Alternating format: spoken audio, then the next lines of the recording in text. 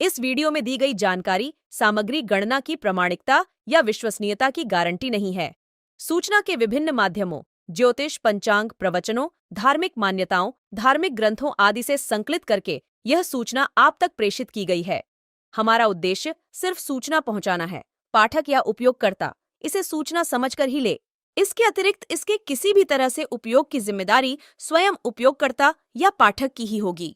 नमस्कार दोस्तों, स्वागत है आपका हमारे YouTube चैनल सांसारिक जानकारी पर। हम आपको यहाँ पंडित प्रदीप जी मिश्रा द्वारा बताए गए उपाय जो वे अपनी कथा में बताते हैं, उनकी जानकारी देते हैं, ताकि आपको एक ही जगह पर ही सारे उपाय मिल जाए। गुरु जी के बताए गए उपाय श्री शिव पुराण से जाने गए होते हैं, इसलिए निसंदेह भगवान शिव पे विश्वास रख कर करे। इस पुराण में शिव जी को वात्सल्य, दया और करुणा की मूर्ति के रूप में महिमामंडित किया गया है।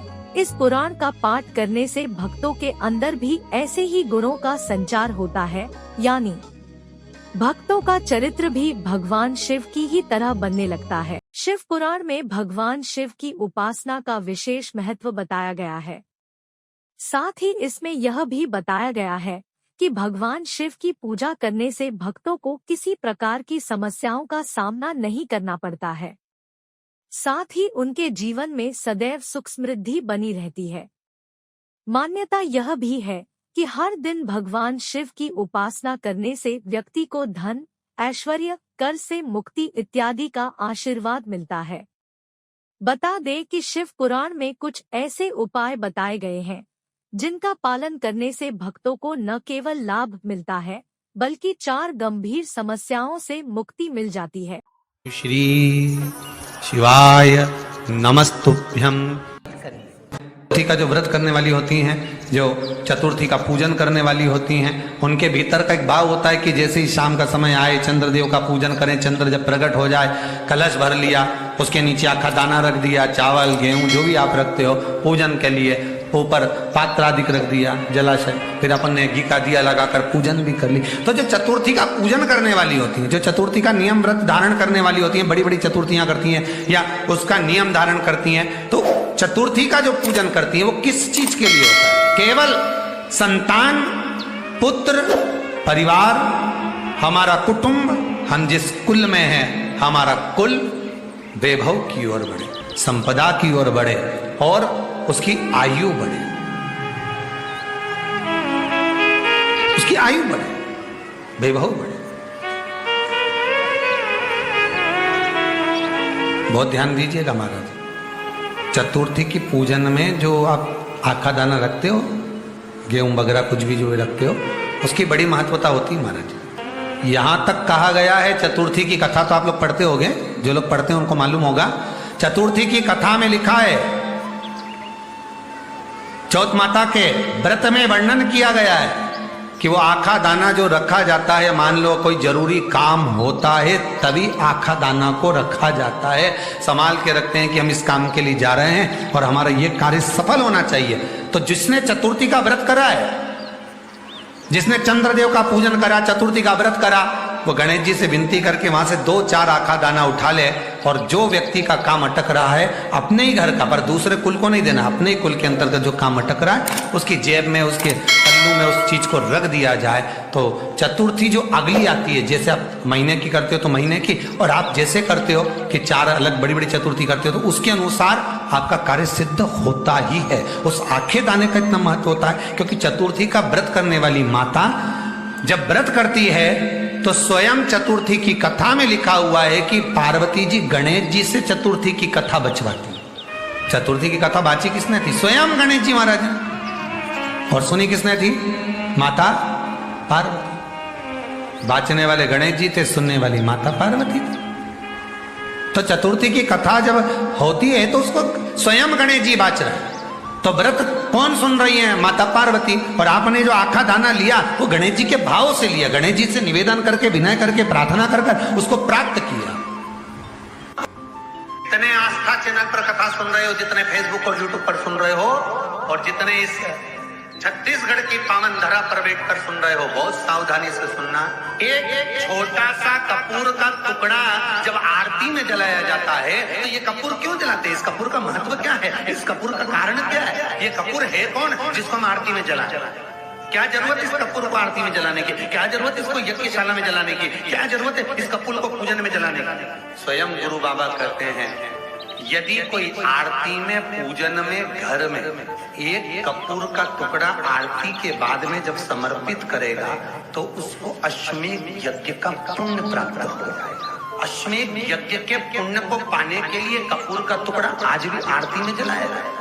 एक कपूर का टुकड़ा सुख का, इसीलिए हमारे यहाँ शास्त्र कहता है महाराज, जब आपको घर में अगर ऐसा लगने लगे कि 15 दिन से बहुत बेचैनी है, बहुत दुख तकलीफ लग रही है, कोई ना कोई बीमार पड़ रहा है, कुछ ना कुछ तकलीफें लग रही है, तो एक पीपल का पत्ता ले लो, उसके ऊपर एक कपूर का टुकड़ा ले लो, सारे घर में घुमाकर उसको दरवाजे के बीच मध्य में जलाकर रख दीजिए। थोड़ी सी जला 20 से 25 मिनट के अंदर मकान में एनर्जी वापिस आ जाएगी, उस भवन में एनर्जी वापिस प्राप्त हो जाएगी। 20 से 25 मिनट के अंदर एनर्जी वापस। लग रहा है कि यहाँ नेगेटिव है तो उसको पॉजिटिव बनाया जा सकता है। रात को 12 बजे शंकर जी के मंदिर में शिवलिंग पर चढ़ी हुई बेलपत्री को उठाकर शंकर मंदिर का शिखर देखकर चबा चबा कर खा लीजिए।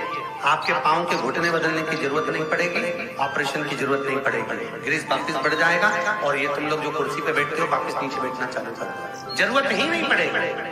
घुटने के दर्द और कमर के दर्द के लिए सबसे अच्छी चीज 7 गांठ वाली दुर्वा 21 ले लो और चतुर्थी के दिन गणेश जी को समर्पित कर दो।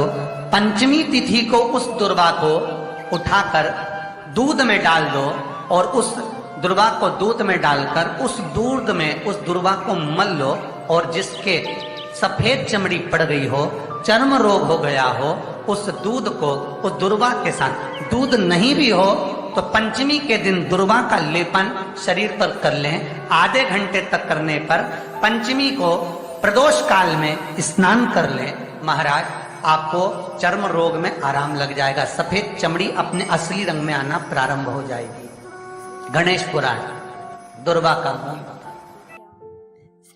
निवेदन करूंगा, दुनिया में ऐसा कोई समस्या नहीं जिस समस्या का कोई निदान नहीं।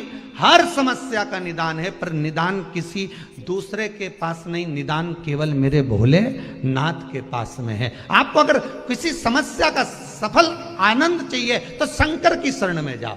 आपको सीहोर आने की भी जरूरत नहीं है, आपको हमसे मिलने की जरूरत नहीं है, आपको पंडित प्रदीप मिश्रा के पास नहीं आना, आपको किसी बाबा जोगी के पास नहीं जाना, आपको किसी के बेल भभूति लेने नहीं जाना, आपको तो शिव के पास जाना। जो शंकर की वस्तु है उसको स्वीकार करो, बस शंकर की वस्तु को स्वीकारिए। शंकर की वस्तु को स्वीकार करना चालू कर दीजिए। अरे भाई, शिव महापुराण की कथा तो यहां तक कहती है, यहां तक वर्णन कर रही है, जिस व्यक्ति की नौकरी नहीं लगती, सर्विस नहीं लगती, हर जगह पर अप्लाई कर रहा है, बार बार इंटरव्यू देने जा रहा है, लगातार उसको अगर सफलता प्राप्ति नहीं हो रही है तो धतूरा ढूंढो। धतूरा कहीं बाजार में नहीं मिलेगा, किसी वृक्ष से धतूरा तोड़ लिया, कुछ मत चढ़ा, तू शंकर जी के मंदिर में जाकर तेरा नाम और गोत्र बोल और शिव जी को धतूरा चढ़ाना चालू कर दे और बाबा से विनती कर, धतूरा चढ़ाना चालू कर। अब धतूरा कोई बहुत कीमती होता है क्या? बहुत पैसे का मिलेगा क्या? कहीं पे भी मिल जाएगा। धतूरा तोड़ और चढ़ा शंकर जी को। रोज नियम बना ले कि एक धतूरा मैं शंकर जी को चढ़ाऊंगा, प्रतिदिन चढ़ाऊंगा, शिव जी से जाकर निवेदन करूंगा प्रतिदिन। शंकर जी की प्रिय वस्तु में धतूरा, बेलपत्र आदि कादि की तो है, क्या है? चढ़ा रोज एक धतूरा, फिर वही धतूरा जिसकी यहाँ तू इंटरव्यू देने जा रहा है उसी के सिर पे चढ़ गया। जो तूने शिव जी के चढ़ाया वही धतूरा वहां चढ़ा है, तू क्यों चिंता करता है? बच्चे अगर हार रहे हैं, एग्जाम दे रहे हैं, कंपटीशन एग्जाम में बैठ रहे हैं, परीक्षा दे रहे हैं, बहू भी एग्जाम दे रही है, बेटे भी दे रहे हैं, बार बार इंटरव्यू देने जा रहे हैं, हारना नहीं है। शंकर पर विश्वास रखो, भगवान शिव का स्मरण कर कर, शिव का अनुमोदन कर कर, शंकर का भजन कर कर, शिव नाम का स्मरण कर कर जाओ तो सही। सबसे ज्यादा खुशी इस बात की है आज के पर्चों में कि इसमें जितने पर्चे हैं इसमें सबसे ज्यादा पर्चे इस बात के हैं कि मेरे बच्चों की सरकारी नौकरी लग गई, जॉब लग गई, ये लग गया, वो लग गया। सबसे ज्यादा खुशी इस बात की। और फिर निवेदन करूंगा, ये पर्चे हमारे जाने के बाद यहीं रहते हैं, आप भी पढ़ लिया करो। हम थोड़े बहुत नहीं पढ़ पाते हो तो आप पढ़ लेना, पढ़ लिया। खुशी इस बात की है, हिम्मत ना हारिएगा। हारिया ना हिम्मत, विसारिया ना राम। शंकर का अनुमोदन करते जाओ, शिव का स्मरण करते जाओ, भगवान की भक्ति को धारण करते जाओ, आगे बढ़ते जाओ। एक बात याद रखना, अगर किसी एग्जाम में बैठ रहे हो, बहुत बार बैठ चुके हो, नहीं हो रहा, तो कच्चे दूध में थोड़ी सी काली मिर्च को पीस कर डाल लीजिए। फिर काली मिर्च आ गई, ध्यान रखना। कच्चे दूध में थोड़ी सी काली मिर्ची को पीस कर डाल लीजिए। महाराज, थोड़ा सा कच्चा दूध बेलपत्री के पेड़ के नीचे समर्पित कर दीजिए, अपना नाम और गोत्र बोलकर। थोड़ा सा कच्चा दूध उसी में से शंकर भगवान को चढ़ा दीजिए। फिर एक कलश जल का साथ लेकर जाइए, जो शंकर भगवान पर जल चढ़ा कर आइए। फिर जिस एग्जाम में जा रहे हो उसमें आप चले जाइए, बाबा आपको सफलता प्रदान करेगा ही, ये पक्का।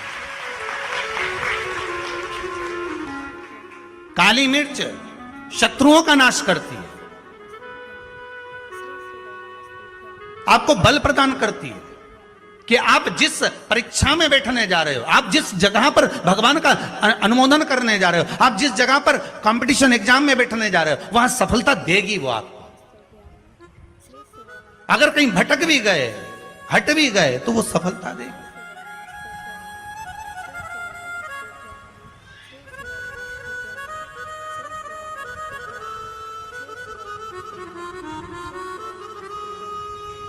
अभी कुछ दिन पहले की बात है,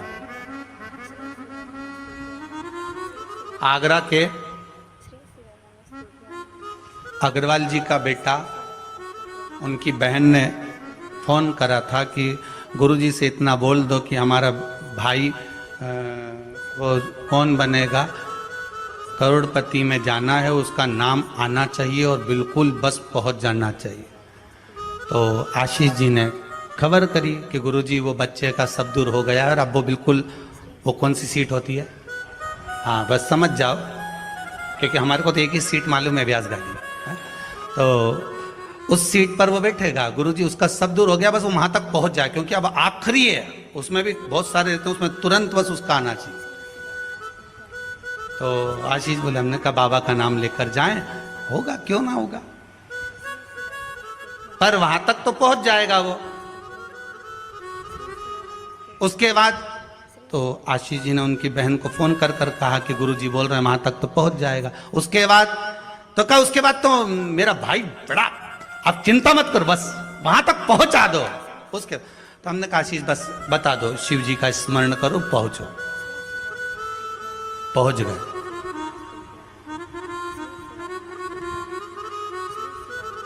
अब फिर बोली, बात याद रखना, गुरु कह रहा है कि पेड़ पे झंडा बांध दो। गुरु जी ने ऊपर चढ़ा दिया। उतरते समय उतरता गया, उतरता गया, उतरता गया, केवल 4 फीट की ऊंचाई बची थी। तो गुरु जी ने कहा, वहां पांव रख ले, मां कोटर पकड़ ले, मां हाथ रख ले। चेले को गुस्सा आ गया, बताओ मैं इतनी ऊपर से नीचे तक उतरा तो गुरुजी एक शब्द नहीं बोला और अपने आप को गुरु पद दिखाने लगे। नीचे आ गया, नीचे उतरा तो गुस्से में लाल हो गए। गुरुजी ने पूछा, बेटा आराम से उतर गया? हाँ गुरुजी, पर आपकी ये बात बहुत गलत लगी मुझे। कौन सी? मैं इतनी ऊपर से नीचे उतरा, आपने एक बार भी नहीं कहा कि मां हाथ पकड़ ले, कि वो कोटर पकड़ ले, कि वो डाली पकड़ ले, और केवल जरा सी दूरी बची थी। जब तो मैं ही उतर जाता तो आप बताने लगे कि कोटर पे पांव रख लेना, डाली पकड़ लेना, नीचे उतर जा, आराम से देख के उतरना, संभल के उतरना। गुरुजी बोले, भैया बात इतनी सी है, जब व्यक्ति मंजिल तक पहुंचता है और मंजिल से जब नीचे उतरता है तब उसको डर लगता है, भय लगता है, कैसे चढ़ूंगा, कैसे उतरूंगा। जब मंजिल करीब में होती है, घर पास में होता है, तो गाड़ी की स्पीड भी तेज कर ली जाती है। अब तो 3 किलोमीटर बचा है और मालूम पड़े वो 3 किलोमीटर के बीच में ही गाड़ी के सामने सुअर आ गया, तो विचार करिएगा जरा, बहुत सोचने वाली बात है। पशुपति व्रत आप कर रहे हो, पशुपति व्रत आप धारण कर रहे हो, पर निवेदन केवल इतना सा है कि आपकी स्पीड का ध्यान रखना, आपकी स्पीड का ध्यान रखिए। आप शंकर का भजन कर रहे हो, आप स्पीड का ध्यान रखिए। कहीं हमारे व्रत में, हमारी पूजन में, हमारे भगवान की भक्ति में कहीं अहंकार तो नहीं आ गया? वो स्पीड देखना पड़ेगी। अहंकार तो नहीं आ गया, अभिमान तो नहीं आ गया? हम भगवान की भक्ति में डूबने वाले हैं, भगवान मिलने वाला है, बिल्कुल सम्मुख में हमारा काम होने वाला है, पर हम क्यों नहीं पहुंच पा रहे? हम वहां तक क्यों? कई लोगों के साथ होता है, सामने थाली लग जाती है, भोजन करने की तैयारी होती है, थाली सरक जाती है, बिल्कुल होने वाला है, बिल्कुल लग गया, अपना तो नाम ही है, और मालूम पड़े गायब। कहीं स्पीड तो तेज नहीं कर ली हमने अपनी गाड़ी की? कहीं अहंकार में तो नहीं डूब गए हम? इसका स्मरण रहे। अहंकार में 3 गए धन, वैभव, वंश, ना मानो तो देख लो रावण, कौरव और कंस। एक जगह कहीं विचार करिएगा।